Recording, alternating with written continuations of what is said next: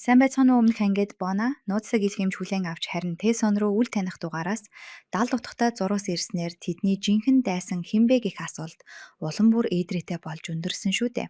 За тэгвэл дараагийн сонирхолтой хэсэгтээ хамтдаа орцгоё. Киногоо дуустал хамтаагаараа. 5 дугаар анги эхлэхэд Тэсон эхнэр охин хоёрт зориулан өөрөө өглөөний цай бэлдсэн нь Бонаг ихэд гайхшуулж басхуу маш их баярлуулсан. Удалгүй Жиас ирж өнөө хүүхэлдэйг авч тоглож эхлэв. Охиноо хүүхэлдээтэй тоглож байгааг харсан Боно дотроо бага зэрэг тавхөрхөж байлаа. Учир нь энэ хүүхэлдээнд өмнө нь чагнах төхөөрөмж суйрлуулсан байсан шүү дээ. Хэдийгээр тэр үүнийг илгээсэн хүмүүсийн эсрэг хэдийнэ арга хэмжээ авсан ч сэтгэл нь бүрэн амарч чадахгүй л байв. Өглөөний цайны дараа Тэсон ядарсан биеэ арай ядан чирсээр ажил дээрээ ирдэг. Өндрөөс унаж ам үргэцэн ажилтны талаар ярих, хамт олонныхоо яриаг ч сонсхийг хүсэхгүй байлаа. Энэ хооронд мөрдөгч Жин Кингфишерийг мөрдөх бодлосоо огтхон ч татгалзаагүй бөгөөд шинээр мөрдлөг явуулах төсөл санал болгодог. Түүний туслах нь ямар ч үр дүнгүй хэрэг рүү муухарлан түтгсээр байсанд дарга нь ихэд уурлан эсэргүүцэж байв. Гэвч Жин нэгэн шийдсэн л бол зөрүүдлэн зүтгэсээр л байдаг зантай. Туслалхууд нь Жинийг хитрхи түргэн зантай гэж буруутгах боловч сүүлийн үед гарсан осол авааруудыг бодоод үзвэл үнэхээр ойлгоход бэрх хачирхалтай байлаа. Жин эдгээр ослууд нь зүгээр л Кингфишерийн халахвч байж магадгүй бөгөөд түүний ашигладаг ганц арга нь зөвхөн мэрэгэн буучийн ур чадвар биш гэж таамаглаж байв. Тэгтэл тэрээр Кингфишерийг яаж үйлдэл дээр нь барьж авах аргаа одоогоор бодож олж чадаагүй л байлаа. Харин Бонагийн тухайд тэрээр өнөөх чагнах төхөөрөмжийг багийнхандаа авчирч судлуулахаар өгдөг. Үүний дараах нь тэдний баг шин даалгавар хүлээж авна. Шин байны үйлдсэн аимшилт гэмт хэрэгүүдийг дийлэх ба баян өв залхамжлагч Чүнгүү байв. Энэ залуу аав нь парламентын гишүүн гэдгийг далиндуулан нэгэн үзэсгэлэнтэй охиныг тамлаж харгас хэрцээгээр хүчирхийлсэн байдаг. Хүснээ авсныхаа дараа тэрээр хохирогчийг өндрөөс түлхэж амиа хорлсон мэт харагдуулахаар тайзнаа тавьсан байж. Түүний хохирогч босон охидын тоо өдгөө хідэн 10-аар тоологдох хэмжээнд хүрсэн байв. Гэвч энэ өөдгөө амьтны авсан ял нь ердөөл 2 жилийн тэнсэн харгалзах хөнгөн шийтгэл байсан бөгөөд үүний дараа тэрээр үргэлжлүүлэн дураараа дургиж бусдад гай тарих эрх чөлөөтэй хിവэрэ үлджээ. Гэхдээ энэ удаад хэргийг зохицуулахад бага зэрэг хүндрэлтэй байв.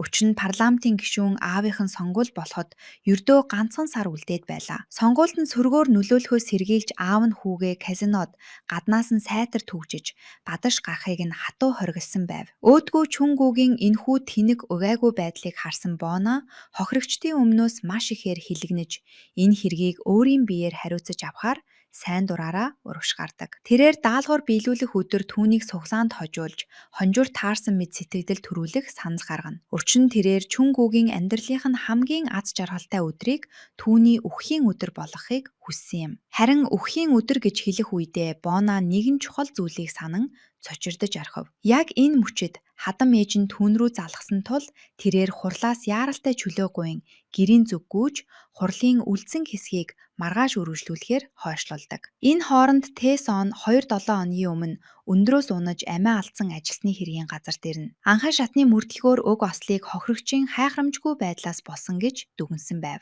Тэсоны багийн даалгавар бол энэ нь үнэхээр хувь хүний алдаанаас үүдэлтэй золгүй явдал байсан уу? Эсвэл осол мэт харагдуулан хэргийг хавд арж мартагдуулах гэсэн аллах байсан уу гэдгийг шалгаж тогтоох явдал юм. Гүйцэтгэгч компанийн төлөөллөөс хэргийн талаар асуухад тэрээр цагдаа, хөдөлмөрийн яам, зам тээврийн яам бүгд санал нэгтэйгээр уг хэргийг ажигтны өөрийнх нь буруугаас болсон осол хэмээн хаасан гэж тангараглах шахам ярина. Мөн компанийн захирал нь хөдөлмөрийн даатгалын үйл явцыг зохих ёсоор шийдэж өгөө зогсохгүй ар гэрийнхнийг нь тайвшруулахын тулд өөрийнхөө хувийн мөнгнөөс нэмэлт тусламж үзүүлэхээр тийм сайхан сэтгэлтэй хүн гэж ярьдаг. Тэсон цааш үргэлжлүүлэн тэр өдөр хохирогчтой нэг ээлжид гарч байсан хөгшин ажигтан Пакаас мэдүүлэг авдаг. Хөгшин ажилтан хэрэг гардаг өдөр хохирогчоос арх хүчтэй үнэртэж байсан бөгөөд хамгаалтын хэрэгслээ зүүхээс татгалцсан хэмээн тэр даруй ярьж эхэлнэ. Тэрээр хохирогчид хид хідэн удаа сануулсан ч үл тоосон гэх ба дараа нь компанийн даргыг хохирогчийн хэргийг маш сайн зохицуулсан, ажигчдаа маш их анхаарал халамж тавьдаг хүн хэмээн магтдаг. Гэвч Тэсон үүнд нь бүрэн итгэж чадахгүй байсан бөгөөд хөгшний ярианд эргэлзсэн хэвээр үлддэг. Тиймээс тэрээр нөхцөл байдлыг таньдаж судлахаар ажигчдын байнга ордог хоолны газар руу явна. Харин Бонагийн тухайд өнөөдөр бол Тэсоны аавын нас барсан өдөр буюу тахилын өдөр байв. Жил бүр Тэсоны ээж нүсэр их тахилын ширээ засдаг уламжлалтай. Бонаг биер болж орж ирсэн өдрөөс нь л эхлэн хадам ээж нь түүнийг дээд зэрэглэлийн үйлчлэгч мэт үзэж тахилын ёслол зориулан бүх зүйлийг бэлтгэхийг шаарддаг байлаа. Хадам ээж нь Бонаг дагуулan зах руу хүнс цуглуулахаар явах боловч ямар загас сонгох тал дээр зориуд өөх хайж түүнд хүндрэл учруулна. Энэ үед Тэсон өнөөх хоолны газарт үдийн цай уухаар ирсэн дүр эсгэж байгаад эзнээс нь хэрэгтэй мэдээллээ асууж амжив. Хоолны газрын эзэн: хохирогч бол ямар ч үед архи уудаггүй хүн байсан. Хичнээн гунигтай зүйл тохиолдсон ч тэр архинд огт хүрдэггүй байсан юм. Гэхдээ сүүлийн үед тэр эхнэртэйгээ муудалцсан байсан. Уг нь тэр эхнэрээ их л шүтэн хайрладаг хүн байсан да. Эхнэр нь харин компани ерөнхийлөгчийн гэрт үйлчлэгч гэдэг байсан юм хэмээн нууцаад илэлээ. Үүнийг сонсоод Тэсон үннийг багч болов адарлаж эхлэв.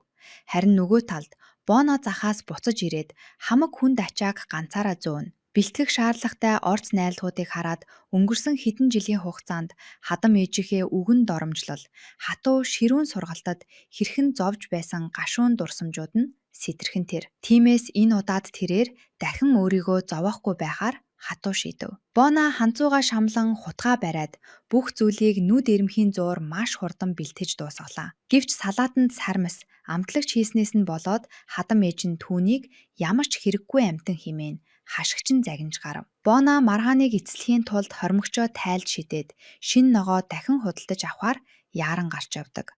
Энэ хооронд Тэсон ховрогчийн эхнэрийн талаар сураглахаар гэрлүүн ярам очжээ. Гэтэл хөршүүд нь түүнийг нөхрийнхөө оршуулгын ажлыг дөнгөж дуусгаад л шүн дөлөөр ачааны машин дуудан нүүгээд явчихсан гэдгийг хэлв. Тэсон ийм яруу санд руу нүүсэн гэхээр тэр байтугай байрны барьцаа мөнгөөч буцааж авч амжаагүй байх гэж таамаглав. Тэр хавийн үйл хөдлөх хөрөнгийн зуучлалын газруудаар орж утасны дугаарыг нь хайсан боловч олж чадсангүй. Яг энэ үед түүнд дүүгээс нь зурус ирж өнөөдөр аавынх нь тахилын өдөр тул хурдан гэртээ ирэхийг шаардав. Хамгийн гол нь ээж нь түүний эхнэрийг бараг л амьсгалах завгүй болтол нь зовоож байгааг хэлнэ. Тэсон мөрдлөгөө зогсоогоод гэр рүүгээ яарамгүйв. Тэрээр гэртээ орж ирмэгцээ Боногийн хуруу руу загсны яс зоогдож төсөрцснийг олж хардаг. Тэрээр сандран хурууг нь боож өгөөд хормогчийг нь булаан авч өөрөө аяг таваг угаахаар зогсдог. Боно хадам ээжтэй баригдахаас айж байсан ч Тэсон түүнд санаа зовлтгүй өөрт нь даатгачдаж хэлнэ. Гэвч санаандгүй байдлаар Тэсон аяг угааж дуусаагүй байтал хадам ээж нь өрөөнөөс гараад ирэх нь тэр. Багаас нь алган дээрээ бөмрүүлж өсгсөн хайртай хүүгээ аяг угааж харин Боног хажууд нь зүгээр сууж байхыг харсан хадам ээж газар дээрээ л галдуурах шахав. Энэхүү аянг цахилгаан мэт уур хилэнг харсан отхон дүүн хурдан гихчин зүхтав.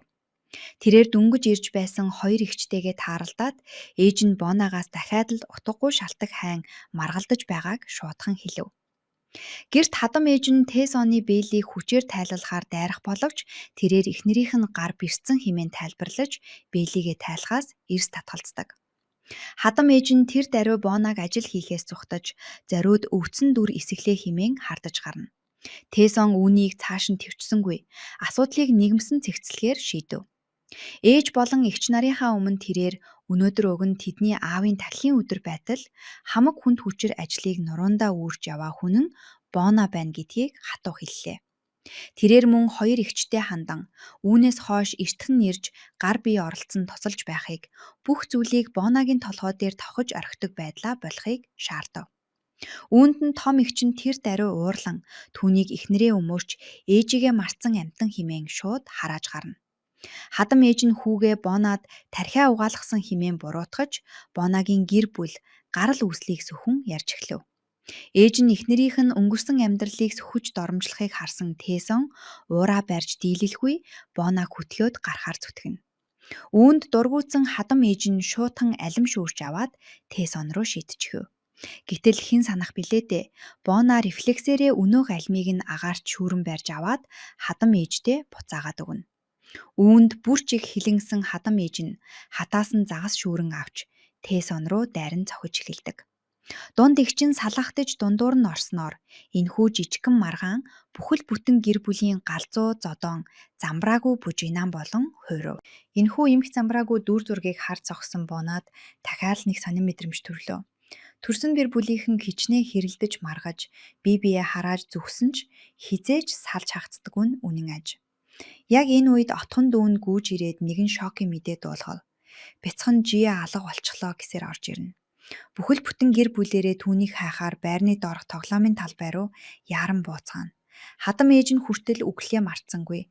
Бона ямар ч хэрэггүй амтан гэж буруутгаад гэртээ хараад мэдээ хүлээж бай гэж зандрав. Гэвч Бона хадам ээж рүүгээ нуруугаар нь хүйд орхитол ганц л муухай харахад хангалттай байлаа. Ингээд бүгд тал тал тийш тарж охиныг хайцгаав. Бона тэр даруй Киа руу залгаж тусламж хүсэх бөгөөд Киа ойр орчмын камерын систем рүү ганцхан оролдлогоор л амжилттай нэвтэрч Жия хотхоноос гарч өөрсдийнх нь амьдардаг байр руу явсныг олж мэдэв. Бона охин руугаа очихоор гэрлүүгээ яаран гүйх замдаа Тэсонтой тааралдана. Энэ үед Киа Жияг дээвэр рүү гүйж гарсныг камерт илрүүлж хосууд тэр даруй түүнийг олохоор дээшээ гарцгаав. Үнэн хэрэгтээ Жия өмнө нь Тэсоны дүүгээс тахилын ёслолын талаар асуухад тэрээр Деважинд байгаа хамаатнуудаа хоол идэхийг урьж байгаа юм гэж тайлбарлаж өгсөн байж л дээ.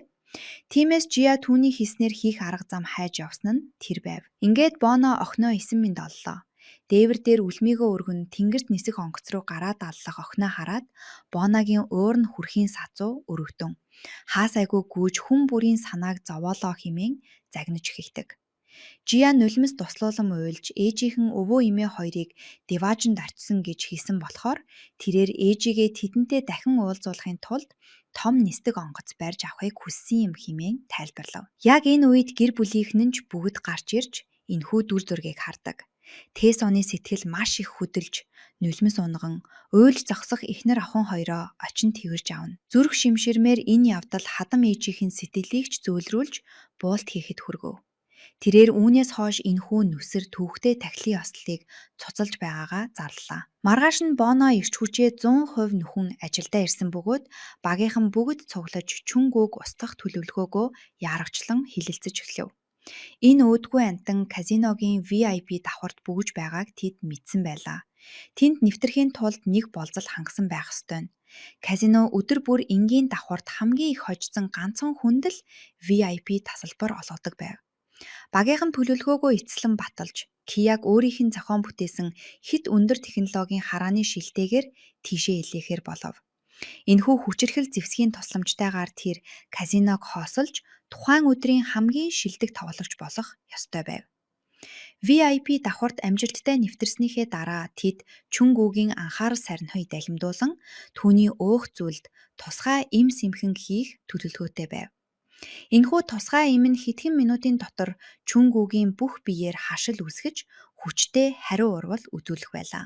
Яг энэ мөчид доктор Ко казиногийн эмчийн дүрээр гарч ирэн Чүнгүүгийн биеийн байдал муу байгаа тул яаралтай түргэн тусламжийн өрөөрөө авч явах шаардлагатайг мэдэгдэнэ. Хамгаалалтынхан түүнийг казиногийн гадаа үүрч гарахыг хүлээж байгаад Боно холоос ганцхан сумаар л түүнийг устгах байв. Боног энэхүү даалгавартайгаа зууралдаж байх зуур Тэсоны мөрдөж буй хэрэгтч бас шинэ эргэлт гарлаа. Янг Хугийн хамтран ажиллагч хөгшин Пак гинт өндрөөс унаж амиа алджээ. Унсан байлал болон үхлийн шалтгаан нь Янг Хугийнхтай яг ижил байв. Хэрэг шүн дүлэр хөнгүй зилүүд газар гарсан тул нэг ч гэрч байсангүй бөгөөд тагдаанаар ямар ч сэжүүргүй бүрэн мухардалд орсон байдаг. Хамгийн сонирхолтой нь тэр хөгшин гаднаасаа номхон дүлхөн, гэмгүй нэгэн мэт харагддагч гэмт хэргийн бүртгэл нь нилээд зузаан байлаа. Хулгай болон бусдын биед санаатайгаар гэмтэл учруулсан хэрэгээр 5 удаа шоронд орж байсан аж. Ямар нэгэн ноцтой зүйл байгааг мэдэрсэн Тэсон барилгын группийн дарга Чонтой биечлэн очиж уулзахаар шийдэв. Корпорацийн хаалхан дээр дөнгөж ирэх үедээ Тэсон дарга Чойг машиндаа суугаад явж байхтай таардаг. Тэр даруй хаашаа явахыг нь мэдгээр араас нь мөшгөж эхэлдэг. Энэ үед казинод Киа өндөр технологийн харааны шилнийхээ ачаар төлөвлөгөөгөө амжилттай хэрэгжүүлж байв. Тэр нилээд их хожсон ч дунд нь маш сайн тоглодог нэгэн өрсөлдөгчтэй санаандгүй таархан тэр. Тэр эмэгтэй нөхцөл байдлыг эргүүлэх уран зал хэрэглэн Киягийн хожих магадлалыг булаан авч цорын ганц ялагч болж орхив. VIP давхарт гарах тасалбараа ингэж алдсан тул тэдний төлөвлөгөөг бүхэлд нь дахин боловсруулах шаардлагатай боллоо. Боно амьдрал үргэлж төлөвснөр болдоггүйг сайн мэддэг тул өөр арга сонгохоор шийдэв. Тэрээр казино руу өөрийн биеэр нэвтрэм орохоор хөдөлдөг. Яг энэ үед дарах чойг дагаж явсан Тэсон мөн л казино руу орох гэж оролцсон боловч хаалган дээр хамгаалагчдад саатуулалджээ. Тэсон хамгаалагчтай маргалдаж байх зуур Бона санамсаргүйгээр түүн рүү хальт харчхав. Тэсон ч тэрхүү танил дүрсийг хараад эхнэртэй нь дэндүү адилхан байсанд ихэд гайхаал өнгөрнө. Тэсон болон түүний туслах дарах чойг мөшгсөөр казинод ирсэн нь энэ байв. Гэтэл Бона яг энэ үед даалгавраа биелүүлэхээр тэнд явж байсан юм. Азгүйгээр яг зам дундаа нөхөртөөгөө таарчихсан тэр.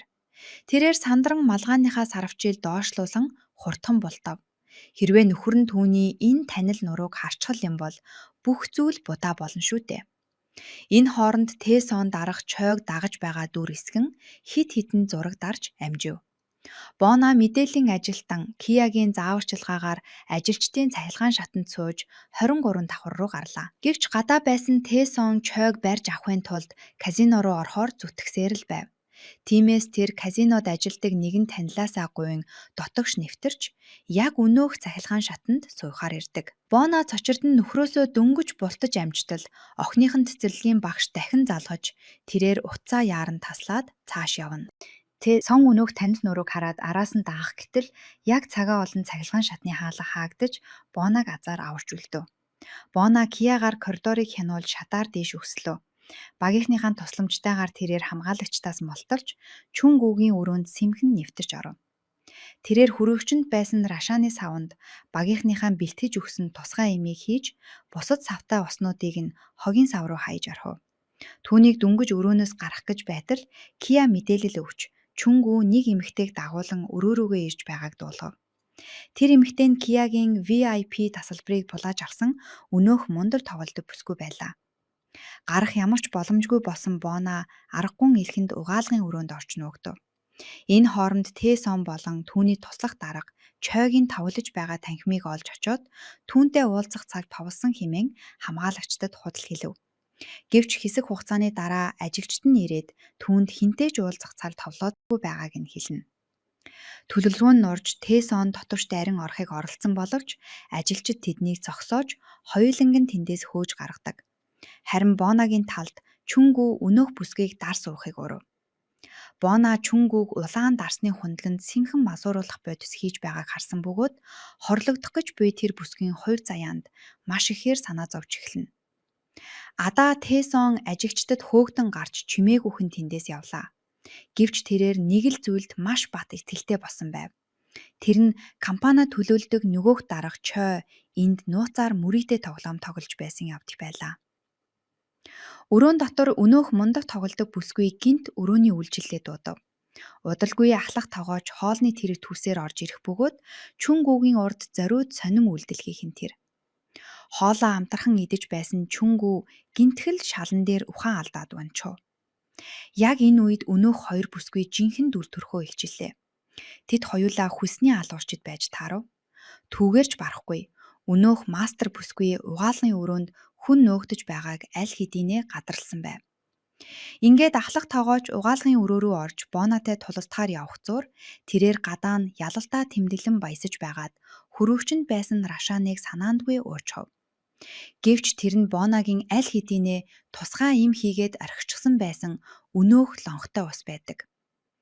Угаалгын өрөөнд эмэгтэй тогооч хүширний цаанаас зэвсгээ далайв.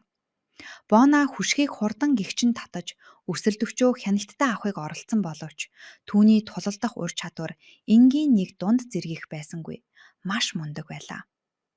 Энэ үед чихвчэнд нь Кия тасалтгүй асуулт асууж анхаарлыг нь сарниулаад байсан тул Бона тулаандаа төвлөрхийн тулд чихвчээ шууд лавдаг. Бонатай холбоо тасарсан Кия яг л гал дээр суусан мэд сандарч галзуурах шахав. Тэрээр яаравчлан доктор Кору мэдэрдэж тусламж дуудаад бүх камерыг хакердан хамгаалагчдыг хяналтын өрөө рүү хуурж аваачдаг. Гэвч түүний энэ үйлдэл нь казино руу сэмхэн нэвтэрч байсан Тэсонд яг л чихэр идэх шиг амархан болгож замыг нь бүрэн чөлөөлж өгчээ. Ямар ч харуул хамгаалалтгүй босон тул Тэсон дарах Чойгийн байгаа давхар руу шууд л гарч ирэв. Энэ хооронд Бона эмэгтэй тогоочийг дөнгөж буцааж цогчхоод шатаар дээш өгсөж байтал тэнд явж буй нөхрөө хараад сүнсэн зайлах шахав. Азар тэр яг цагийг нь олж хурдхан бултаж амжсан тул баригдсангүй. Яг энэ мөчөд тогооч эмэгтэй түүний араас дахин хөөж ирэхэд Бона түүнийг ашиглан хамтдаа нуугддаг. Үүнтэй зэрэгцэн доктор Ко Чүнгүүгийн өрөөнд яран орж ирэхэд тэрээр аль хэдийн шалан дээр ухаангүй унсан байлаа.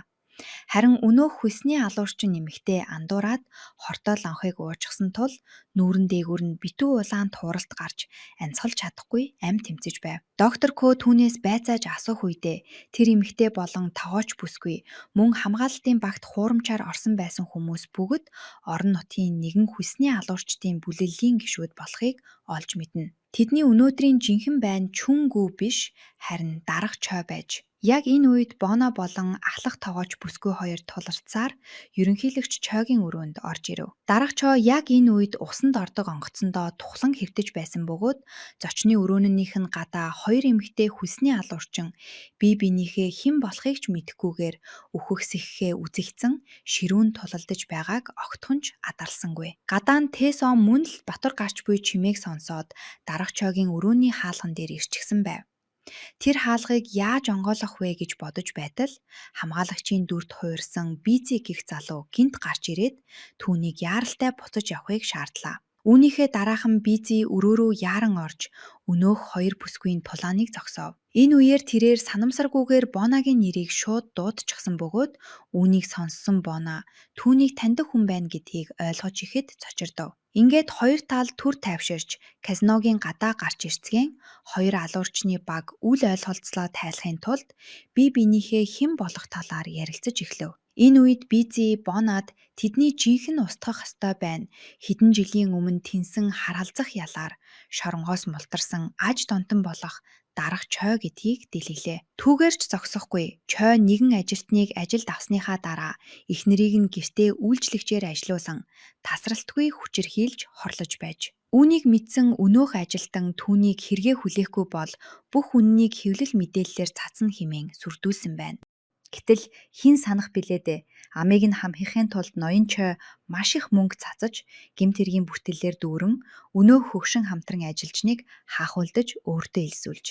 Ингээд тэр өвгөн ажилтныг өндрөөс түлхэж хөнөөсөн байна. Дараа нь Чой энэ хэргийг ажилтны өөрийнх нь хайхамжгүй байдлаас үүдэлтэй осол болгон хуурвчээ. Мөн өнөөх хөгшин саяхан өндрөөс унаж үхсэн нь ч огтхонч санамсаргүй хэрэг биш байв.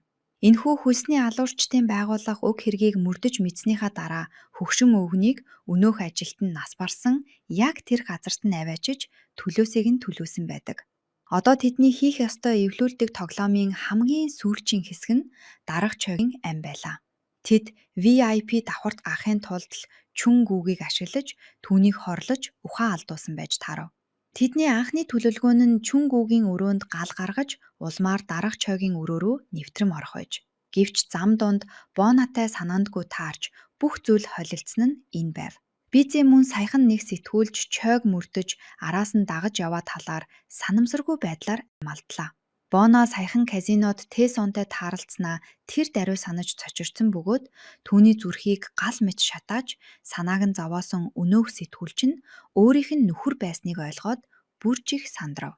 Хоёр талын зорилго ижил байсныг харсан доктор Ко тэр даруй тэдэнтэй ар барин хамтран ажиллахаар болж бүх багийнхан хамтдаа сууж тактикийн 6 дахин шинээр зурцгаалаа. Жейд буюу казинод мундаг тоглодог байсан мастер бүсгүй Чүнгүүс эрэхтээ өөрийгөө андуураад дарс уурчсан байна гэж бодно хэмээн таамаглав. Тиймээс тэр дахин түүн рүү очиж Дарга Чойтой хагаралдуулах боломжтой байв. Ингэснээр Чойг өөхөх үед бүх сэжиг Чүнгүүгийн толгой дээр буух болно. Ингээд шин төлөвлөгөө албан ёсоор эхэлнэ. Жейд Чүнгүүгийн өмнө дахин гарч ирээд түүний занг хөдөлгөж хор шарыг нь мартсан хідэн үг хэлж Дарга Чой түүнийг араар нь шоолж инээж байгаа гэж бодогдуулан төрхөрч эхэлдэг. Тэрээр галзуурсан мэт дарсны шилийг барьж очоод Дарга Чойгийн толгой дээрээс шууд л асгаж орхив. Харин энэхүү завшааныг ашиглан Жейд гоо үзэсгэлэнгээ зэвсэг болгож Чүнгүүгийн гарыг өрөөний карт уншигчид хүргэн ногоон гэрэл асааж байгаа дүр эсгээд дараа нь өрөөндөө ирж хамтдаа жаргахыг өрөнсөө итгэнэ. Өөдгөө Чүнгүү энэ өгөөшийг шууд л өмхөж цагтаа яваад очив. Гэвч тэрээр хаалгыг түлхэж орохдоогоо зэрэгцэн шоконд орж ухрахад хүрэв. Учир нь тэнд ямар ч үзэсгэлэнт бүсгүй түүнийг хүлээж байсангүй. Харин яг өмнө нь Дарга Чой зогсож байлаа.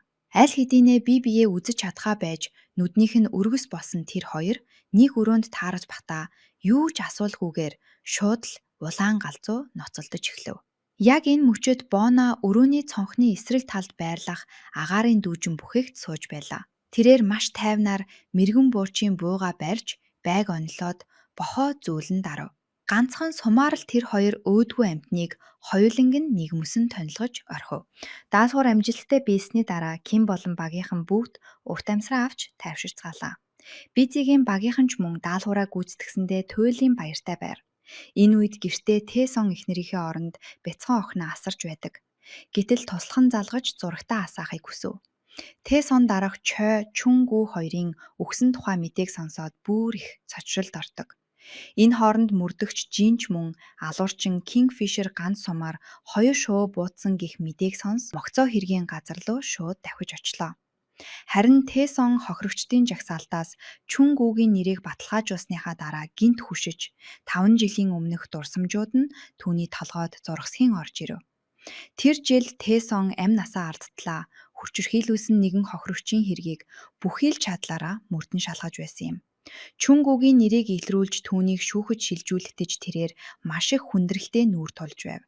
Тэр талигачийн өмнөөс шудраг асыг тогтоож чадна гэдэгтээ маш их итгэлтэй байсан. Гэвч шүүхээс түүнийг гин буруугүй гэж зарлана гэж хэн санах вүлээ дээ. Хохирогчийн гэр бүлийнхэн уйлж цөхрөнгөө барж ухаан алдан унаж байхыг харах түүнд маш хэцүү байсан юм. Харин өөдгөө Чүнгүү ямар ч санаа зовсон шинжгүүгээр туслахуудаа дагуулan ялалтаа тэмдэглэхээр баяр хөөртэйгээр гарч явсан байдаг. Тэр үед л Тэсон амьдралдаа анх удаа юу ч хийж чадахгүй байгаа тэрхүү туйлын арчаагүй мухардалд орсон байдлыг мэдэрч байсан юм. Тэр шөнө тэрээр архиар уй гашуугаа тайлж Бонагийн хажууд очин өвөр дээр нь толгоогоо тавиад яг л жаахан хүүхэд шиг мэгшин уйлж байдаг. Харин одоо Бона л нэгэн цагт нөхрийг нь юу ч хийж чадахгүй мухардалд оруулж байсан тэрхүү гаж донтон цэвэрлэж Тэсоны зүрхэнд байсан хорсол үзэн ядалтыг тайлахад тусалсан нь энэ байв. Даалгавраа амжилттай биелүүлснийхээ дараа Бона гэртээ эргэн ирж игэл жирийн игдүүтэй бяцхан эхнэрийн дүрдээ хувиран Тэсоны өврийг налан эрхлэн хэвтэнэ. Тэд маргааш нь хоёулаа завсарлага авч мэдрэмжээ сэргээж нэгэн өдрийг хамтдаа болдож өнгөрүүлэхээр төлөвлөөд маш их давталж байв. Энэ мөчөд Бонад үнэхээр амар амгалан аз жаргалтай мэдрэмж төрж байхан тэр. Гэвч казинод хид хідэн удаа санамсаргүй тааралдаж хэн болох нь баригдах шахаж байсан мөчүүд түүнийг түгшээж айдаст автуусаар байв. Тэрээр хизээ нэгэн цагт сэтгүүлч Тэсон эмэгтэй хүлсний алуурчин Бона хоёр хоорондоо огтхонч зөрчилдөх ёсгүй тийм нэг газар нүүр тулан уулзахыг гэхээс л хамгийн ихээр айж байдаг. 7 дугаар анги эхлэхэд үйл явдал 2018 оныг харуулна. Тэр үед дэлхийн авар шалгаруулах тэмцээн эд явагдаж байлаа. Тэсон тэмцээн үзэж байгаад санамсаргүй байдлаар нэг хүнд халаасаа ухуулж, хулгайчил барьж авахаар араас нь хөөцөлдөж эхэлдэг. Яг тэр өдөр Бона нэгэн байг устгах даалгавартай байв. Тэрээр даалгавраа амжилттай биелүүлж байг устгасныхаа дараа тухайн барилгаас явхаар бэлтэж байлаа. Гэтэл Бона болон Кия нар тэр барилга дотор Тэсон өнөөх хулгайчтай хөөцөлдөж гүйж явааг огтхонч адарсангүй. Бонаг ослын шатаар бууж байтал шалан дээр нэг хүн ухаангүй хөвтөж байхыг олж хардаг. Тэрээр ойртож очиод хартал тэр хүний толгой руу гал унтраагчаар цогсны улмаас маш их цус алдсан байв. Бона тэр даруй Кия руу холбогдож камер шалгаад үзтээ энэ саяхан хоёр хүн хөөцөлдөж гүйсэн эсвэл сэжигтэй хүн харагдсан эсхийг баталгаажуул гэж хэлв. Тэгээд өнөөх ухаангүй хүний бичиг баримтыг шалгатал түүний нэрийг Тэсон гэдэг болохыг олж мэднэ. Кия камер шалгаж үзээд Бонод "Тийм ээ, би сая анзаарсангүй. Хоёр хүн хөөцөлдөж орж ирсэн байсан ч буцаж гарахдаа ганцхан хүн гарч явсан байна" гэв. Бона "Ойлгосоо, би үүнийг аргалъя" гэд Тэсонд яаралтай тусламж үзүүлэхийн тулд эмнэлэг рүү өөрийнх нь утсаар дуудлага өгчхөөд тэр даруй тэндээс яаран алга болдог. Ингээд 4 сарын хугацаа өнгөрлөө. Тэсон маш хүнд бэртсэн байсан тул бүтэн 4 сарын турш эмнэлэгт хэвтжээ. Тэр өдөр найз Жин нь түүний биеийн байдлыг шалгахаар эмнэлэг дээр ирдэг. Тэсон түүнд өөрийгөө зүгээр болсон гэж хэлэх боловч өнөөдрийг хүртэл түүний амь насыг хэн аварч түргэн дуудаж өгснгийг огтхон ч мэдээгүй л байлаа. Гэтэл бас нэгэн сонирхолтой тохиолдол нь Тэ-сонны хэвтэж байсан энэ эмнэлэгт Бонагийн ажлын хамтарч болох Ким хүртэл хэвтэн эмчлүүлж байсан юм. Тэр үед Ким осолд орж тэнд түр хугацаагаар хэвтэж байж. Тэгээд бас нэгэн давхцал нь яг тэр өдөр Бона энэ харгас ажлаасаа гарахаар шийдсэн байв. Ким түүнд дахиад сайн бодоод үз. Ажлаасаа залхах нь хэвийн л үзэгдэл. Тийм болохоор дахиад нэг сайн бод. Битгий ажлаасаа гар хэмээн ятгадаг. Үүний дараа Бона эмнэлгийн дээвэр дээр гардаг. Тэрээр яг л амиа хорлох гэж байгаа мэт дээврийн ирмэг дээр зогсож байх үед санамсаргүйгээр Тэ-сон тэнд хүрээд ирэх нь тэр. Тэ-сон түүнийг амиа хорлох гэж байна гэж андууран яарагчлан Бонаг зогсоож түүнд хандан. Хэрвээ бид амьдралыг үнэхээр мэдэрч илүү сайн сайхнаар амьдрахыг хичээвэл амьдрал үнэхээр гайхалтай шүү дээ хэмээн утга төгөлдөр үгс хэлдэг. Соны амьдралын талаарх энэхүү халуун дулаан яриаг сонссныхаа дараа Бона бодлоо өөрчилж дээврийн ирмэгээс буухаар шийддэг. Сонд ингэж сурамжлуулсныхаа дараа Бона түүний халаасанд тамхи байгааг олж хардаг. Тэгээд Бона хүнд амьдрал зааж сурамжилдаг байж өөрөө тамхи татдаг хэрэгүү гэж асуухад Сон сандран "Үгүй ээ, энэ минийх биш ээ" гэдэг. Тэгээд Тэ-сон Бонаг түр загсаахад "Хөөе, хоёлаа өмнө нь хаа нэгтээ тааралдаж байсан билүү?" гэж асууна. Бона "Үгүй ээ, огт уулзаж байгаагүй" гэхэд Тэ-сон "Толгоогоо цогсноос болоод л тэгж санагдсан байлгүй дээ. Гэхдээ би хичээгээд сананаа" гэж хэлдэг. Тэр оройн Бона Киагаас Тэ-соны талаар судалж өгөхийг хүсдэг.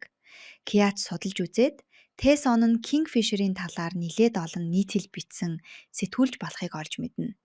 Түүний бичсэн нийтлэлүүд нь ихэвчлэн эерэг хандлагатай бөгөөд Кингфишер ийн хийж буй үйл ажиллагааг дэмжсэн утгатай байв. Учир нь бага байхад Тэ-сон, Жин хоёр маш дотн найзууд байсан бөгөөд Жин гэр бүл ах дүүсээ маш шудраг бусаар алдсан гашуун түүхтэй байж. Үүний дараахан Тэ-сон Кингфишер гэгчийг дагаж эхэлсэн бөгөөд шудраг ёсыг тогтоохын тулд сэтгүүлж болохоо шийдсэн байв. Өөрөөр хэлбэл Кингфишер болон Жинтэй хамт туулсан тэрхүү үйл явдлууд нь түүнд маш том урам зориг, хөшүүрэг болсон гэсэн үг. Тэгээд Бона дахин эмнэлэг рүү очихдоо Тэ-соныг нэгэн эмэгтэйтэй хамт хоол идэж байхыг хардаг. Тэр нь Тэ-соны отхон дүү байлаа. Тэ-сон Бонаг олж хараад түүнд рүү гүм очиж "Хөөе, би саналаа. Чи нөгөө тэр байна шүү дээ" гэж хэлдэг. Гэвч Бона "Үгүй ээ, та хүн андуурсан бололтой" гэд мэлцчихнэ. Тэ-сон бууж өглөхгүй "Ойлголоо. Би бүр сайн бодож үзнэ. Тэгээд дараа заавал уулзъя" гэхэд Бона "Үгүй дээ. Бид дахиж хизээж уулзахгүй байх" гэж хэлээд шууд л яваад өгдөг. Тэр оройн Бона ганцаараа алхаж явахдаа хүмүүс гэр бүлтэйгээ аз жаргалтайгаар зугаарж явахыг хараад яг л тийм энгийн мөртлөө халуун дулаан амьдралтай болохыг маш ихээр хүсэж эхэлнэ. Тиймээс маргааш нь тэрээр хуучин багийн ахлагтаа хандан албан ёсоор ажлаас гарах өргөдлөө өгдөг. За одоо цагт ирэхэд Жин болон түүний хамтрагч Сон хүн хоёр дарга Чой болон Чүн гүү хоёрын нас барсан хэргийн газар руу очдог. Гэвч тэд тэндээс юу ч олж чадсангүй. Учир нь тэд тухайн харьяаллын цагдаа нар биш байсан тул мэдээлэл олж авахд маш их хязгаарлалттай тулгарч байлаа. Нөгөө талд Юри рүү дарга Чойгийн хийсэн бүхий л гэмт хэрэгүүдийг дэлгэж өгөхийг хүссэн нэгэн мэдээлэгчээс дуудлага ирлээ. Тэр даруй Юри Тэ-сон руу залхаж хоёулаа хамтдаа өнөөх мэдээлэгчтэй уулзаж ялслага авахар явлаа. Юри энэ бол үнэхээр тесрэлт хийсэн супер нийтлэл болно гэдгийг онцолж байв. Мөн тэрээр Кингфишерийн хийж буй үйлдэл хэдий бурууч гэлээ. Дотроо бол тэднийг илүү ихээр дэмжиж байгаагаа нуусангүй. Энэ хооронд Бона тэр өдөр ажлаасаа эрт тарж хадам ээж дээрээ бэлэг барим очлоо. Гэвч өмнөх өдрийн үйл явдлаас болоод хадам ээж нь Бонатай харьцахдаа нэг л эвгүй хүндий байгаа илт харагдана. Дээрээс нь тэр өдөр дэлгүүрт нь нэг ч үйлчлүүлэгч орж ирээгүй тул хадам ээжийнх нь уур уцаар дээд зэгтээ хүрсэн байв. Гэтэл тэднийг ингэж зогсож байтал гинтл зөндөө олон хүмүүс нь орж ирэх нь тэр. Яг л урьдчилсан захиалсан хүмүүс шиг. Бас дээрээс нь утас дуугран өөр нэгэн үйлчлүүлэгч шууд 20 ширхэг дахиад захиаллаа. Хадам ээжинж бөөн баяр болж харин Боноч дотроо маш их баярлан туйлын завгүй болсон хадам ээжтэй тусалж хэлхнэ. Хадам ээж нь энэ бүхнийг огтхонч гадарласангүй.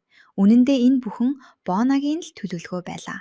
Тэрээр хадам ээжийн хүмүүсийг хооллонгоо хандаг өргөх арга хэмжээ зохион байгуулж зориуд хүмүүсийг тийш нь урьсан байв. Жин болон түүний хамтрагч Сон хүн хоёр дарга Чойгийн талаар илүү их мэдээлэл олохыг хичээж байсан ч орон нутгийн цагдаа нар тэдэнд дэлгэрэнгүй мэдээлэл өгөхөөс эрс татгалдаж байв. Явал ямар нэг зүйлийг маш ихээр нуун дарагдуулах гэж оролдож байгаа мэт. Гэтэл яг энэ үед Юригийн бичсэн өнөөх супер нийцэл зурагтаар гарч тэр даруйл интернетээр маш хурдан тархаж жинхэнэ утгаараа вирустаж эхлэх тэр. Үүнийг харсан хүн бүр дарагч Чо яагаад өөхөх ёстой байсныг маш тодорхой ойлгож авсан юм. Энэхүү амжилттай нийтлэлийн ачаар Юри удирдлагуудаасаа маш их магтаал сайшаал хүртлээ. Хэдийгээр энэ нийтлэл дээр Тэсонтой хамтарч ажилласан учраас дотроо Тэсонд баг зэрэг гимшиж байсан ч тэр үүнийгээ ил гаргасангүй. Энэ өдөр Бонагийн багийнханд бас нэгэн байг устгах шин даалгавар ирсэн бөгөөд Бона өөрт нь цаг байхгүй байсан тул даалгаврыг яарагчлан гүйцэтгэхийг тэднээс хүснэ. Ингээд уг даалгаварт Хён, Тая хоёр явхаар болов. Хён Таятай хамт ажиллахдаа их дургүй, ямар их төвхтэй санагддгийг та бүхэн мэдэж байгаа шүү дээ. Учир нь Таяас үргэлж сонин эвгүй үнэр үнэртэж байдаг. Тиймээс Хёнд баг зэрэг тамлартай байсан ч өөр аргагүй тул зөвшөөрчээ. Тэд ердийнхөөрөө устгах ёстой байныхаа гэрлүү нэвтрэхийн тулд бяцхан ялаа хэлбэртэй тагнуулын камер ашиглав. Энэ удаагийн тэдний устгах ёстой байна өөрийнхөө эцэг эхийг галдан шатааж хөнөөсөн атлаа зохих шийтгэлээ хүлээж чадалгүй мустарч үлдсэн нэгэн бүдүүн залуу байв. Гэтэл яг тэр өдөр өнөөх бүдүүн залуу шарсан дахиад захиалан идэж байгаад тэдний илгээсэн ялаа хэлбэртэй тагнуулын камерыг хальт олж хардаг. Гэхдээ тэрээр зурагтаар спортын тэмцээн шимтэн үзэж байсан тул анхаарал нь сарниад түүнийг тоолгүй өнгөрөөчнө. Яг энэ боломжийг ашиглан Хён, Тая хоёр Хёны тусгаалan бэлтгэсэн хортой холцыг өнөөх бүдүүний уух гэж байсан савтай ундаанд нь амжилттай унгаж дөнгөдөг. Ингээд тэдний төлөвлөгөө ёсоор өнөөх бүдүүн залуу амьсгал хураана. Даалгавраа амжилттай биелүүлсэндээ хит их баярсан Хён санамсаргүйгээр Таягийн гарыг барьж аваад баярлан чичирж гарна. Үүнээсээ болоод тэд ялгаан камерынхаа хяналтыг алдаж орхидог. Азар даалгавар нь аль хэдийнэ дууссан байсан тул ямаа да. Хэрэг үгүй бол дараа нь ямар том асуудал гарах байсныг хэн мэдэх вүлээ. Нөгөө талд Тэсоны дүү Кягийн талаар бодсоор л байлаа. Ерөнхийдөө тэр түүнд үнэхээр их сайн болчихсон нь илт байв. Тэгээ тэр ноён баар гэж нэрлсэн нууцлаг танил руугаа зурвас бичиж хэрв хэн нэгэнд сайн болчихсон тэгээ тэр хүнтэйгээ уулзахыг хүсэж байвал яах ёстой вэ хэмээн зөвлөгөө асууна. Өнөөх ноён баар нь түүнд тэгээ зүгээр л өөрөө төрүүлж уулзъя гэд асуучих. Түүнийг хүлээх шаардлагагүй. Чи л түүнд сайн байгаа юм чинь өөрөө яаж ийгээд л уулзах аргаа бол гэж зөвлөдөг. Яг үүнээс л Сеа нэгэн гайхалтай санаа олдог. Тэр оройн Сеа ахыхаа гэрт буюу Бона Тэсон хоёрынд очино. Тэрээр дүүтэйгээ уулзахаар ирсэн гэх боловч үнэндээ энэ нь зүгээр л нэг шалтгаан байлаа. Сеа тэдэнд хандан та хоёр Бонагийн ажлынхныг гэртээ уйлж хооллохгүй юм уу? Өмнө нь юусоо тэгж цугларч байгаагүй биз дээ. Энэ удаад нэг сайхан цуглаад хамтдаа хооллол яасан юм бэ? Хэмээн санал болгодог. Түүний энэ санааг тэд ч зөвшөөрж Бонагийн ажлынханд дуулгаснаар тэд бүгд очихоор бэлтгэж эхэлнэ. Харин Таяал явсангүй.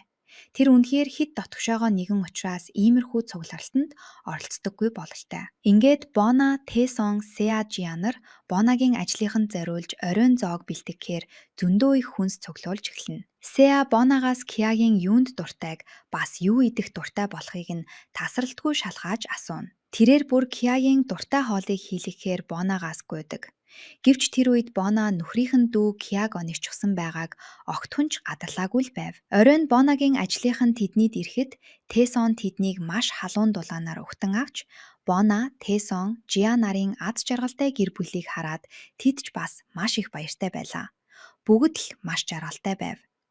Харин Кял ганцаараа нэг л гунигтай өнчхөр байх нь тэр. Хамгийн хачирхалтай нь Сеа байв. Түүний тэр өмссөн хувцас нь одоо яг юу вэ хэмээн асуумаар л байлаа. Дүүгээ харсан Тэсон, Боно хоёр түүнийг яагаад ийм сонин хувцастай ирснийг гайхаж Тэсон чи чинь уучсан юм уу гэж хүртэл асууна. Дараа нь Боно Тэсонтой хэрхэн анх танилцж байсан түүхээ ярьж өгдөг. Ерөнхийдөө тэр хоёр энэ түүхээ үнэхээр аз жаргалтайгаар маш хөвжигтэйгээр хуваалцдаг. Тэднийг ингээд яриандаа улайрч байтал гинт Сеа Кяро гүйж очоод л түүний идэх дуртай бүхэл хоолыг өмнө нь үрж идүүлэх гэж шалгааж гарна. Харин Кя, Боно, Тэсон хоёрын анх танилцсан түүхийг сонсоод дотроо баг зэрэг дургуун хурж унжхор байв. Тиймээс тэр гинтхэн л Тэсон руу хандан. Тэсон чи тэр өдөр чамд түргэн дуудаж өгсөн эмэгтэйг хэн байсныг үнэхээр мдээгүй хэрэгүү гэж асууж орхив. Тэсон хэсэг зуур таг дуугүй болчихно. Мэдээж бусд нь энэ талаар юу ч мэдэхгүй байлаа. Азар Ким ярианы сэдвийг өөрчилснөөр тэд энэ талаар цааш нь гүнзгийрүүлж ярилцсангүй өнгөрнө. Гэтэл гинт Сеа дахиад хэрэг тарьчихсан тэр. Тэр санамсаргүйгээр Киягийн хувцсан дээр хоол асгачихсан. Бас дээрэс нь өөх юмч асгачихв. Ингээд Кия хувцаа цэвэрлэхээр угаалгын өрөөнд орохдоо Тэсон Боно хоёрын хос аярыг олж хардаг. Үнэн дээр Кия Боногийн багт орохдоо ажилд орох үргэлжил өгөөгүй юм. Шууд л түүнд санал тавьсан байв. Анх тэр тэдний хийдэг ажил хууль бус, аюултай гэдгийг мэдэж байсан учраас татгалзаж байж л дээ. Гэвч дараа нь түүнийг бараг л хүчээр оруулсан бөгөөд хэрэг татгалзвал амь насаа алдах эрсдэлтэй байсан юм. Яг тэр үед л тэр Бонотой анх уулзсан бөгөөд Боно түүнд маш сайн хандаж, үргэлж халамжилдаг байжээ. Магадгүй тэр үед л Кия үүнийг Боно өөрт нь сайн юм байна гэж андуурч ойлгосон бололтой. Тиймээс л тэр Бонод сэтгэлтэй болчихсон байж. Гэвч Боногийн хувьд огт тийм биш. Түүний зүгээр л жирийн нэг ажлын хамтрагч. Эсвэл зүгээр л нэг эрэгтэй дүүшгээл үздэг байлаа. Энэ үед Сеа саяны болсон явдлаас болоод маш их ичиж гэрлүүгээ харахаа шийддэг.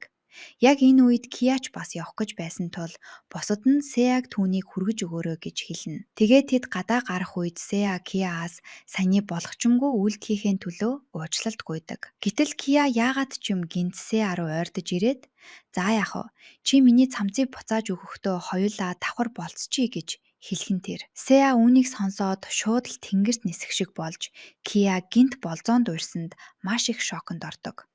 Ингээд Боногийн ажлынхан бүгд хоолоо идэж дуусаад харихаар гарч явахдаа Жинтэй тааралдана. Хэдийгээр Хён санамсаргүйгээр нэг зүйлээ унгаж Жин түүнийг нь авч өгсөн боловч сүртэй зүйл огт болсонгүй. Зүгээр л нэг иймэрхүү л зүйл болоод өнгөрдөг. Үүний дараа Жин, Тэсон, Боно хоёрын руу орж ирнэ. Тэр уг нь өргөцсөн байсан юм. Тэгээд тэр "Хөөе, сая Боногийн найзууд явсан уу?" гэхэд Тэсон "Тийм ээ, тэд ирээд саяхан гарцгаалаа" гэдэг. Ингээд Жин нилээн завгүй байсан тул тэднийд зүгээр л түр зур орж ирээд буцаад гарах бөгөөд явах үед нь Боно түүнд зориулж хоол боож өгөөд явуулдаг. Тэгээд Жин Тэсон хандан одоо Тэсон Кингфишерийн араас тэгж их хөөцөлдөхөө байсныг мэдэж байгаагаа хэлдэг. Бас тэрээр Тэсоны Кингфишерийн талд илүү орж байгаагч гадарлаж байв. Кингфишерийг түр завсарлаад буцаж ирэх үед хамгийн их догдолж баярлсан хүмүүсийн нэг нь Тэсон гэдгийг Жин хин хинээс илүү сайн ойлгож байсан юм. Нөгөө талд Кия гэртээ харсныхаа дараа Боно руу залгаж тэр үед Боногийн аварсан залуу нь Тэсон мөн байсан эсхийг баталгаажуулж асууна. Боноч "Тийм ээ, тэр хүн Тэсон мөн байсан" гэж хариулдаг. Бас Боног нэгэн цагт энэ ажлаа хаяхаар шийдсэн байхад нь буцаад Кингфишер болоход хүргэсэн хүн нь ч мөн Тэсон байсан гэдгээ хэлнэ. Үнэндээ өмнө Боног ажлаасаа гарах өргөдлөө өгөх үед дарга нь зөвшөөрөөгүй юм. Тэгээд түүнийг тайвширч тархиа амраахын тулд хөдөө явж амраад иргээд явуулсан байж. Тэгээд хаашаа явахыг нь Кия санал болгосон байв. Тэр газар нь гар утасны сүлжээ огт барьдаггүй, хотоос маш хол, ёстой л жинхэнэ утгаараа амар тайван байж болох газар байсан гэдэг. Ингээд Боно Киягийн үгэнд орж тийшээ амаахаар явжээ. Гэтэл Боно тэнд очиод хэд хоногийн турш өрөөнөөсөө ч гаралгүй, юу ч идэхгүй, зөвхөн унтсаар л байв. Бүр сүүлдээ тэр амралтын газрын эзэн нь Боногийн эрүүл мэндэд маш ихээр санаа зовж эхэлдэг. Боног иймэрхүү байдалтай байж байтал гинт нэг хүн байшинд ороод ирдэг. Тэр хүн Тэсон байлаа. Тэсон тэнд хин нэгний захиалгаар бус харин өөрөө амархаар ирсэн байжээ. Ёстой л жинхэнэ хувь тавилан гэлтэй. Ийхүү тэд энэ газаргүй дахин учирсан юм. Уг нь Тэсон тэнд 1-7 хоног орчим амархаар төлөвсөн байсан бөгөөд урьд ирж амарч байсан тул амралтын газрын эзэдтэй ч нилээн танил дотн болчихсон байдаг. Эцэд нь түүнд энд нэг маш дуугүй, өрөөнөөсөө ч гардаггүй, бас юу ч иддэггүй нэг эмэгтэй зочин нэмэгдэж ирсэн байгаа гэж хуучилдаг. Тэгээд Тэсон дотвош орохдоо Бонотой дахин тааралддаг. Гэхдээ энэ удаад Боно түүнтэй огтхон ч мэндэлсэнгүй. Зүгээр л таг дуугүй өнгөрчээ. Үүнд гайхсан Тэсон амралтын газрын эздээс түүний талаар асуухад тэд "Тийм ээ, иймэрхүү л байгаа. Юу ч идэхгүй, хүнтэй ч дуурахгүй байгаа юм" гэж хариулна. Боног тэнд бүтэн сар болно гэдгийг сонссон Тэсон өөрийнхөө амралтын хугацааг шууд л уйдтлаа байна гэд сонгочихсон тэр. Тэр өдөр Боног ганцаараа гадарш гарахыг харсан Тэсон түүнийг толод дээр чимээгүй хүн бодолд автан суухыг нь хараад хүлээж байлаа. Боног бууж ирэхэд нь Тэсон дахиад л дөхөж очдог. Гэвч Боно түүнийг огт байхгүй байгаа мэт үл тоож юу ч асуусан хариулахгүй тагдаагүй л байв. Гэхдээ тэр орой тэдний гадаа мах шарах үед гинт Боногийн хоолны дуршил нь хөдөлж маш сайн идэж эхэлдэг. Үүнийг харсан Тэсон бас амралтын газрын эзэд ч хүртэл маш их баярлана. Учир нь өдийг хүртэл Боно бараг л юу ч идээгүй, идсэн ч маш бага иддэг байсан шүү дээ. Харин Бонод Тэсоны байн юм асууж шалгаагаад байгаа үйлдэл нь бага зэрэг ядаргаатай санагдаж эхэлнэ. Тиймээс Боно түүнд зүгээр л тайван байхыг хүсэж байгаагаа хэлээд дуугүй байхыг шаарддаг. Гэсэн ч Тэсон тийм амар бууж өгсөнгүй. Тэр Бонотой ярилцах гэж хичээсээр л байлаа. Хэд хоног өнгөрч Боно өрөөнөөсөө огт гарахгүй тагчиг байсан ч Тэсон түүнийг хүлээсээр л байв. Өдөр хоног өнгөрсөөр Тэсон хүлээсээр л. Гэтэл нэг өдөр цасан шуурга маш хүчтэй шуурж эхэлдэг. Цаг агаар хитрхи аюултай болж зам хаагдсан тул амралтын газрын эзэд ч тэнд очиж чадахгүй нөхцөл байдал үүснэ. Тэсон Бонод хандан эзэд ирж чадахгүй болсныг бас одоо зам хаагдсан тул хоёулаа энд гацаж магадгүй болсныг дуулгав. Гэтэл маргааш өглөө нь Боно Тэсон дагуулan хүс хадгалдаг нөөцийн өрөө рүү явлаа. Цон тэнд тийм өрөө байдгийг ч мдээгүй байсан бол харин Боно аль хэдийнэ мэдчихсэн байж. Тэгээд тэд тэндээс нэг буу олдог. Тэгээ сон Боног буутай харьцаж чадахгүй байх гэж бодсон нь мэдээж. Харин Боног бууны тал дээр ямар айхтар мэрэгчлэн гэдгийг тэр яаж мэдэх вүлээ дээ. Дараа нь зориг гаргана өөдөөс нь хараад сууж буй тэр эмэгтэй нэрийг асууна. Боноч "Юу Боно" гэж хариулдаг. Тэсон эцэст нь түүний нэрийг мэдсэндээ маш их баярлана. Гэхдээ тэдний дараагийн асуудал нь хэдийгээр хоол хүнс олсон ч хоёулаа хоол хийж огт чаддаггүй байв. Тэгээд л олдсон бүхнээ хамтдаа нэг саванд хийгээд л буцалгачихав. Ямар ч байсан идэх юмтай болсон л чухал шүү дээ. Хэдийгээр тэдний хийсэн хоол тийм ч амттай биш байсан ч Боно маш сайн идэж байгаад Тэсон бүр гайхширч орхино. Уг нь амтгүй л баймаар юм да гэж тэр дотроо бодно. Бас дараа нь хувцас угаах үед Боно бүх хувцас тэр дундаа дотор хувцас хүртэл нэг дор хийгээд угааж эхлэхэд Тэсонд баг зэрэг эвгүй ичмээр санагддаг. Тэр шөнө цасан шуурга усам ширүүснээс болж цахилгаан гинт тасрав. Тэгээд тэд дулаацахын тулд гал түлж хідэн лаа асаана. Тэсон нэг өрөөнд Бонотой цуг унтахаас баг зэрэг санаа зовж "Би өөрийнхөө өрөө рүүгээ явлаа" гэхэд Боно "Зүгээрээ чи эндээ унт. Хэрвээ чи өрөө рүүгээ явбал тэндээ хүлдэж өхөн шүү" хэмээн хэлнэ. Маргааш өглөө нь Боног сэрэхэд Тэсон алга байлаа. Гадагшаа гартал Тэсон аль хэдийнэ цасан хүн хийчихсэн. Түүнийгээ Бонод зориулан бэлэг болгож байв. Учир нь тэр өдөр яг зул сарын баяр таарсан байж. Тэгээд Тэсон Бонод зул сарын баярын мэнд хүргээд цасан хүнээ бэлэглэнэ. Бас Тэсон тэнд байсан нэг шувуу болон мөсний талаар ярьж эхлэхэд Боно түүнийг нь их сөрөг бараан утгаар хүлээж авдаг.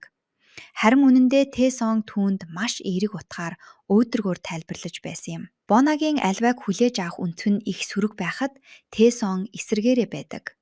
Тэсон Бонод нэгэн навч өгдөг. Ер нь Тэсон Боногийн анхаарлыг татахын тулд янз бүрийн зүйл сэтэж байв. Энэ үед Тэсон аль хэдийнэ Бонод маш ихээр татагдж дурлсан нь ихт байлаа. Харин Боногийн хувьд Тэсонд хэвийн л хандаж байсан ба түүнд зүрх сэтгэлгээ нээхэд арай бэлэн биш. Сэтгэлээ барьсаар л байв. Үүнээс хойш Тэсон Бонотой байнга ярилцдаг болов. Тэр өөрийнхөө талаар бүхэл зүйлийг ярьж өгнө. Энэ үед Тэсон Боногийн хажууд байхдаа л зүрх нь маш ихээр цохилж догтлдог болчихсон байлаа. Гэтэл маргааш өглөө нь Тэсоныг сэрэхэд Боно байхгүй. Тэр байтугай тэдний олсон өнөөх бууж бас алга болсон байв. Тэсон тэнд ямар нэгэн гэмт хэрэгтнүүд ирээд Боног хулгайлаад явчихж дээ л гэж боддог. Тэгээ Тэсон гадаж гарч Боног хайж эхэлнэ. "Боно, чи хаана байна?" гэж хашгирч дуудсан ч Боно алга байв. Хэн ч хариу дуурсангүй. Ингэж хайж явсаар Тэсон нэг газарт бүдэрч унан модонд толгоогоо цохиод ухаан алдаад унчна. Азар удахгүй Боно ирж таардаг. Учир нь тэрээр гадуур ан хийж нэг зэрлэг шувуу барьчаад ирж байсан нь тэр байв. Тэгээд ухаангүй байгаа Тэсоныг Боно өргөөд л ганцаараа чирээд аваад ирнэ. Энэ үед Боно Тэсоны талаар эргцүүлж боддог. Тэсон үнэндээ Кингфишерийн улаан фен бөгөөд жинхэнэ гэмт хэрэгтнүүд зохих шийтгэлээ хүлээхгүй байгааг харсаар байгаад шодрог асыг тогтоохын тулд сэтгүүлж болсныг нь санана. Тиймээс Боно аль хэдийнэ Тэсоныг биширж хүндэлдэг болсон байсан ч өөрийнхөө сэтгэлд бүрэн итгэлтэй биш байлаа.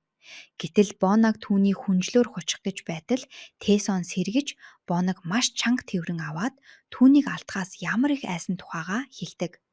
Тэр бүр нулимс унгаж уйлдаг. Боноч түүнийг тайршуулахыг хичээнэ. Дараа нь Боно түүнд талианы махтай зутан шүл хийж өгнө. Тэсон энэ дахиаг хаанаас олсон юм бэ гэж асуухад Боно хөргөгчөнд байсан шүү дээ. Чи хараагүй юм уу гэж худал хэлв. Тэсонч нэрээ юу? Би яагаад хараагүй юм бол гэхэд Боно чи мартчихсан байхаа. Бас бөөг би буцаагаад байранд нь тавьчихсан гэж хэлснээр Тэсон өөр ямар ч зүйл сэжиглсэнгүй. Үнэн дээр тэр дутан шүл нь тийм ч амттай биш байсан ч Тэсон маш антархан идэж амьдралдаа идэж байсан хамгийн амттай шүл байна гэж магтдаг. Ингэж хэлэхэд нь Боно яаж хайлахгүй байх вүлээ дээ. Үүний дараа Тэсон Боног дагуулan агаш гарна. Уг нь тэнд гой цэцэрлэгт хүрээлэн байдаг ч өвлийн улирал тул цасанд дарагдаж юу ч харагдахгүй байв. Гэхдээ яг энэ үед Тэсон эцэст нь зориг гарган Бонод сэтгэлээ илчилнэ. Тэр Боногийн өнгөрсөн амьдрал ямар ч байсан хамаагүй. Зөвхөн түүнд их сайн гэдгээ бас Боног дотроо маш дулаахан сайн хүн гэдгийг мэднэ гэдгээ хэлдэг. Эцэст нь Боноч гэсэн түүнд сайн гэдгээ хүлээн зөвшөөрч өөрийг нь сайн халамжлаарай гэж уйдаг. Ингээд тэд бие биедээ хайртай болцоож Боно амьдралдаа анх удаа л хэн нэгэнд ингэж дурлаж үзэж байгаагаа хэлнэ. Тэгээд тэд бие биедээ ойртож эцэст нь тэд үнсэлцдэг. Үүний дараа Тэсон Бонод өөрийнхөө амьдрал болон гэр бүлийнхээ талаарх бүхэл түүхийг ярьж өгдөг. Тагчундаа Боно урт амралтаасаа буцаж ирснийхээ дараа ажлаас гарах өргөдгөө буцаан арч цаашдаа Кингфишерээрээ үргэлжлүүлэн ажиллахаар шийддэг. Хамтрагчид нь ч түүний энэ шийдвэрт маш их баяртай байлаа. Одоо цагт ирэхэд нэгэн гэмт хэрэгтэн саяхан суллагдсан хэрнээ дахиад л гэмт хэрэг үлдэж хэрэгээрээ дахин баривчлагдана. Тэр өмнө нь милээ шуугаан тарьж байсан этгээд. Жин болон сон хүн нар түүнийг байцаах үед тэрээр зориуд шоронд буцаж орохын тулд гэмт хэрэг хийсэн гэдгээ хүлээнэ. Учир нь тэр Кингфишерт алуулна гэдгээсээ хүтлээ айсан бөгөөд гадуур явж байснаас шоронд байх нь хамаагүй аюулгүй гэж үзсэн. Жин түүнийг жинхнээсээ гэмшиж засрах нь байтугай зүгээр л Кингфишерээс айсандаа ингэж байгаад нь маш их бухимдана. Үүний дараа Боно өмнөх өдөр нь тэдний гэрт оройн хоолнд очиж чадаагүй Таяад хоол өгөхөөр өрөөнд нь ордог. Гэтэл Тая гинтхэн "Боно, гэр бүлтэй байх гоё юу?" гэж асуух нь тэр. Боноч "Тийм ээ, гоё шүү" гэд гэр бүлтэй байхын сайхныг хамгийн гол нь буцаад очих газартай байна гэдэг ямар сайхан байдгийг тайлбарлаж өгдөг. Боно мөн өчигдөр орой эрт ботсон Киацаягийн зориулж авсан зүйлийг авчирч өгдөг. Харин Киа урд шөнөс хэлсэн үгнийхээ талаар бодож эхэлнэ. Тэр үед тэрээр Боно болон Тэсон хоёрыг хараад баг зэрэг хардан сэтгэл хөдлөлтөө автсан байсан. Тэгээд тэрхэн үеийнхэн сэтгэл хөдлөлөөр Сеаг шууд болзоонд урьдчаад одоо хэлсэн үгэндээ баг зэрэг гимшиж санаа зовж байв. Харин энэ үед Сеа аль хэдийнэ Киатай хизээ болзох талаараа бодож догтлон толгоогоо гашлаж суулаа.